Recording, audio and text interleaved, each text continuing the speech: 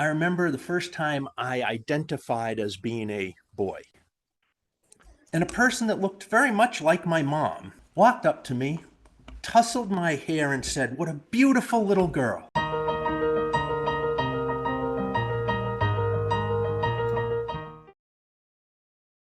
One of the reflection questions our trans inclusion in the congregation course asks us for session 2 is to think about the first time you realized you were gendered or that you experienced gender. And I remember this. I remember the first time I identified as being a boy. I was about 4 years old and I checked with my mom and she confirms that yes, that's probably correct. We were in a grocery store, Iandoli Supermarket in Fitchburg, Massachusetts. We didn't have a cart. We must have been just running in to get milk and bread or something because we didn't have a lot of stuff with us and we left my mom just holding some things. And a person that looked very much like my mom, same general body type and shape, same style of clothing, same basic style of hair, same type of shoes, walked up to me, tousled my hair and said, "What a beautiful little girl." My mom smiled. I said, "I'm not a girl." And the person walked away. I'm imagining she walked away feeling a little shamed and uncomfortable, but I don't remember that part. I just picture it. When I was that age, I had bright orange hair. Bright orange hair. I miss it. Bright orange hair. And I hated getting my hair cut. And my parents didn't want to wrestle with me to get a haircut all the time. So I had this like longish styled Beatles cut till I was like in second grade. And so that summer I was wearing kind of nondescript clothing, big oversized t-shirt, shorts, sneakers. It was 1971, 70. It would have been easy to miss my gender, being as I was a child. But it's the first time I have any conscious memory of being a boy. And it's also a conscious memory of somebody not getting that I was the thing on the side of the binary that I was supposed to be. My mom was not all that upset about it. And I think that helped me at 4 years old just kind of go on with it. But I have a vivid memory of this. It's one of my earliest full, vivid memories. So I thought about that reflection question as I went through this material in our class. And I thought a lot about today because the topic is feminism and gender equity and the experience of women in religion and patriarchy. And I'm like, great, another old white guy talking about the other stuff. What am I going to do this time? Because the material in our course is really good. So I thought a lot about actually my mom, because I realized a lot of things I learned growing up from my mom, I didn't realize I had learned till much later. And they're examples of the way, just in our daily life, if we set good examples, they can offer profound lessons, which is important for people to have personal integrity. And we see currently where the lack of that is getting us in the larger culture. So I thought I would just take you through some memories I have of some things I learned from my mom and how, in a sense, you can see they shaped me and the lessons that get connected to them. The first lesson I'll share is women can be soldiers too. Growing up in the late 70s, my brother and I loved Cheap Trick. Any Cheap Trick fans in the audience? Way back in oldies. One of the first records we got into listening to that wasn't the Beatles or John Denver or something that was my mom's or dad's was Cheap Trick at Budokan. And we cracked up out loud at the song Surrender. Father says your mother's right, she's really up on things. Before we married, mommy served in the WACs in the Philippines. And that cracked us up because our mom was a WAC. We knew what it was at that age. None of our friends knew what it was. We loved explaining it to them. Our mom was a WAC. She wasn't in the Philippines. She was stationed stateside and basically worked in an army hospital. She was a dental hygienist and tells great stories, like when they knew a recruit was going to the dentist for the first time in the army, they'd walk in with plumber's wrenches over their shoulder and tell them to open up. Oh my gosh. When my mom started telling me these stories as I got older, I was like, Mom. So we really appreciated Cheap Trick for being almost personal message to us as we listened. And I didn't learn about why my mom was a whack until I was much older. My mom ran away to join the Army the week after she graduated from Fairhaven, Massachusetts high school, which is a good lesson in its own. Women can be soldiers too, even in 1954. But it also told me a lesson that I pieced together as I grew up about how so much of oppression is intertwined. My mom ran away to join the WACs because she was sick of the harassment she got from family and friends and classmates and adults around her for dating the only black boy in her high school. Yeah. When she headed off to basic training, she met 6 other recruits at a train station in Boston and was chosen by some quirk of fate, to be the person who held all their luggage tickets and train tickets and meal tickets for the train ride to Fort McClellan, Alabama. Among them was one black woman named Shirley. When they hit the Mason-Dixon line, someone ordered Shirley to go to the back of the train. My mom stands up and says, "We are United States Army recruits and no one is going to the back of the train." Now, if you ever meet my mom, she is not this woman. I never met this woman. She's 89. I have still never met her in person. But she did this. And all the way through the South to Fort McClellan, Alabama, they all sat at the front of the train. And she says when she got to basic training, and this story was related to the base's commanding officer, the commanding officer addressed the group of 7 recruits and kind of yelled at my mom, "Are you crazy? You could have got yourself and everybody else hurt or killed. Good job."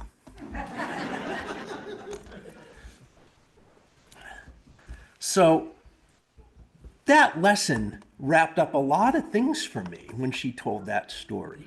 And she didn't tell me that story till I was in college, and I was organizing an Amnesty International human rights group chapter at the college. And I had no idea. No idea. I thought as I grew up that I got my spirituality and my spiritual inclinations from Mom and my social justice warrior stuff from Dad. And then just as I was really getting into being a social justice person, I had to rethink all of that because there was stuff about my mom I didn't know, but were powerful lessons. My mom was amazing in many ways, but she was my dad's second wife. And in 1971, my 2 half-sisters from my dad's first marriage came to live with us in Massachusetts.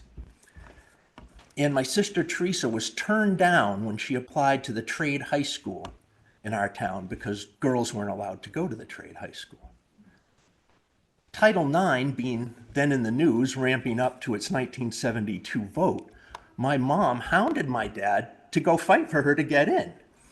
It took threatening to sue the school system in town to get my sister into Leominster Trade High School, where she became the first student and studied drafting.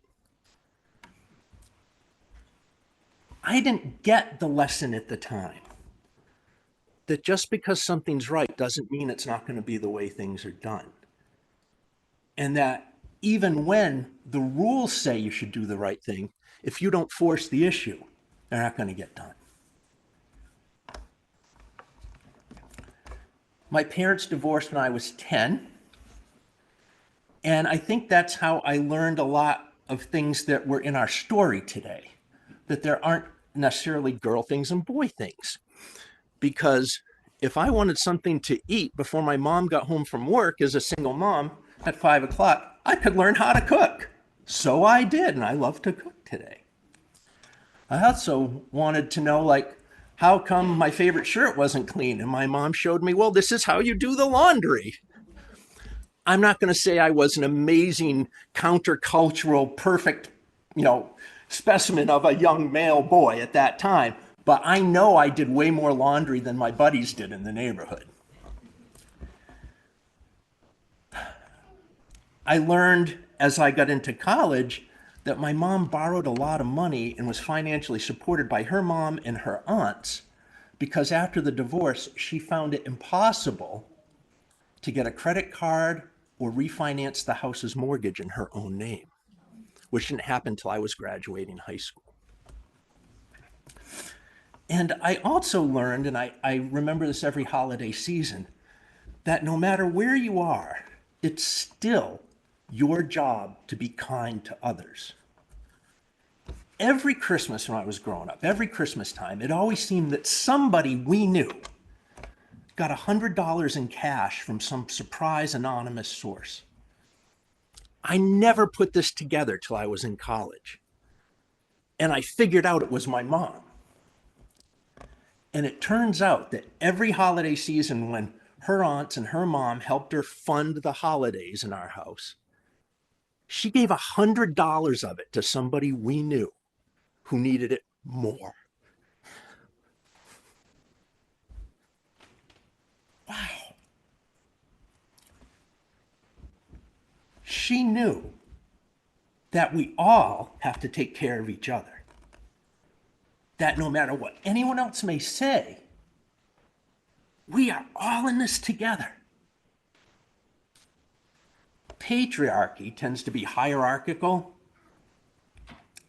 and my mom was always about building community, that lateralness. And I didn't put this together again till I was older, but things that happened while I was growing up taught me some of these lessons. Every year when I was in grade school, my mom invited the entire class to our home for a day. Now, we didn't have a lot of money, but by some quirk of fate, our house lot had the biggest yard in the neighborhood, and we were a block from the school. So once a year, in all the spare time she has, I think now, she organized other mothers in the class to have all the kids in the class come down to the house for the day, where she provided hot dogs and potato chips and Kool-Aid and whatnot. And the moms watched all the kids, and the teachers kind of got a day off. This would never happen in a public school today. But she did this every year when I was in grade school.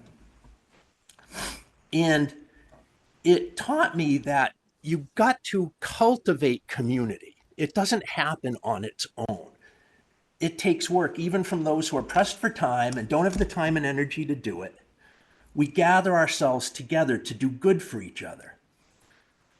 When I was in high school, my cousin got in trouble with his parents. He was into lots of bad stuff.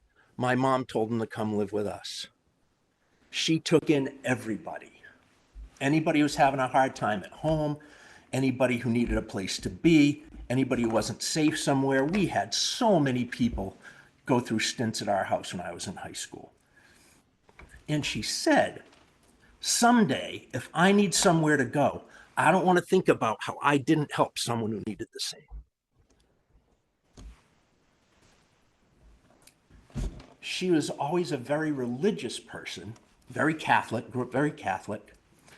But, and I may have told you this story before, but it fits in here again, is after her divorce, we went up to communion in our local parish, and the priest wouldn't give her communion because she didn't have an annulment.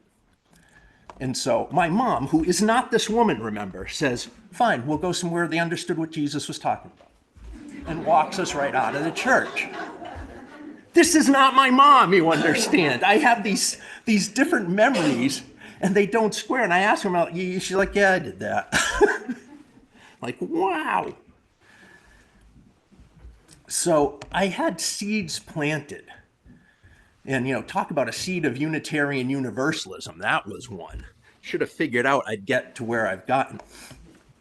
Now, and last month, my wife, Tuesday, who's an Episcopal priest, went to the Episcopal Cathedral in Hartford for a celebration of the 50th anniversary of the Philadelphia 11, the first 11 women ordained priests in the Episcopal Church in 1974. There's been a year-long series of celebrations. And I remember telling my mom about this last month, and she got all teary that she knew that that was going the right direction. When I became a Unitarian Universalist and then a Unitarian Universalist minister, some people ask me, well, how'd your mom take it? I'm like, she loved it. She says, I'm just too old to change now. All my friends are at the church. I don't agree with any of it.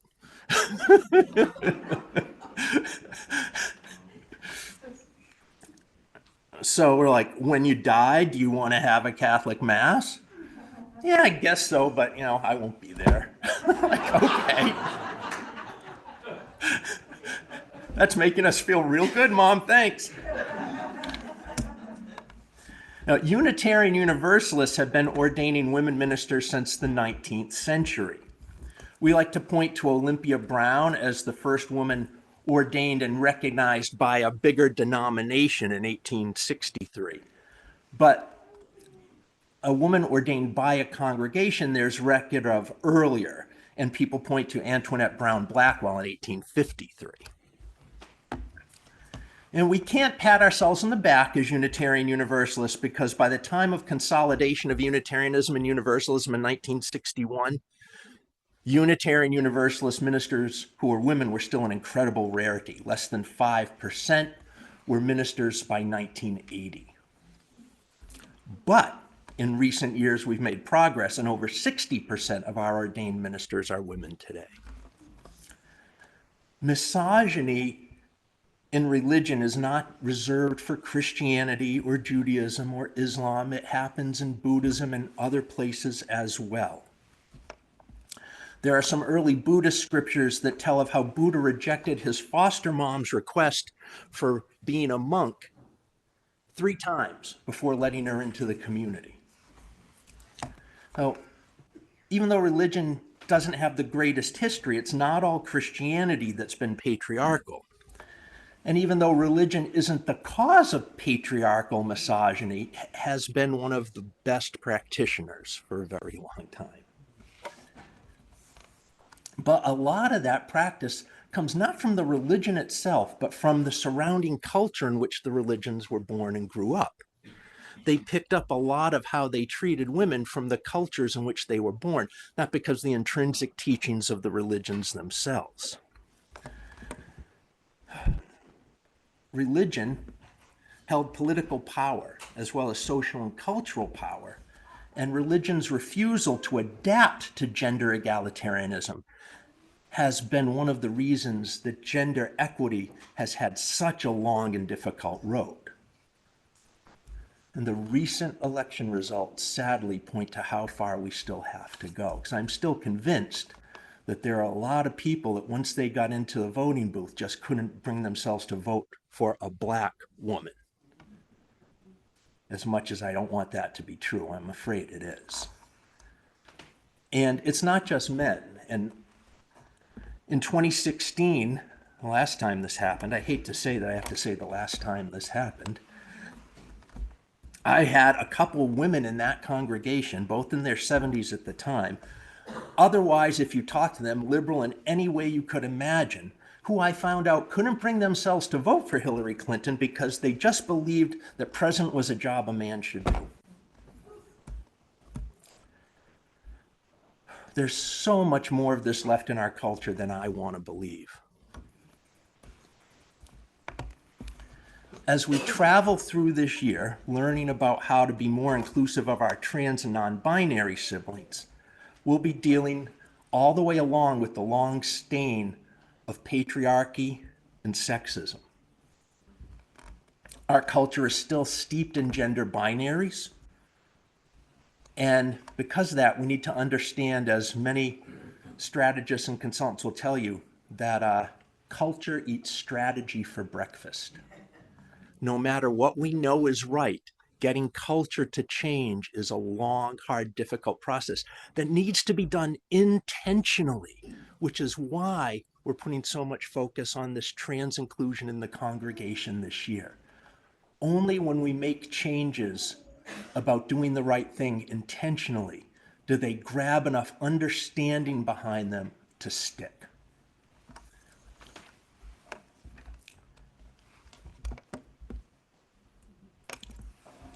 You know, gender equality for most of us seems like an idea that on the surface of it, it seems like common sense. Well, no kidding, that's fair and we should do that. But that's not how the world still works. So I encourage you to dive into that trans inclusion in the congregation material on this session, session 2, about the history of gender and religion, gender and spirituality, patriarchy and sexism.